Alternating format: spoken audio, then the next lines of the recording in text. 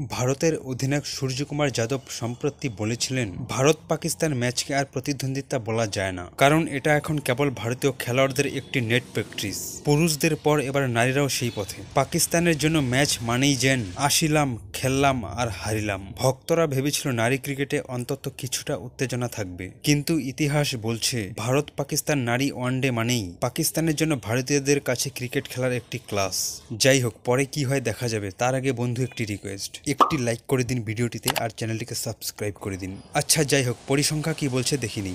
মোট 11টি ওয়ানডে, তার মধ্যে ভারতই জিতেছে 11টি। প্রথম ম্যাচ 2005 সালে ভারত জিতেছিল 193 রানে, যা দেখে তখন পাকিস্তান বুঝে গিয়েছিল এই লেভেলের গেম আমাদের নাই ভাই। শেষ ম্যাচ 2022 সালে আবারও ভারত জিতেছে 107 রানে, আর পাকিস্তানের স্কোর দেখে বলাই যায় ওদের রান বোর্ডে কম, পেভিলিয়নে বেশি। টি-20তেও কি অবস্থা।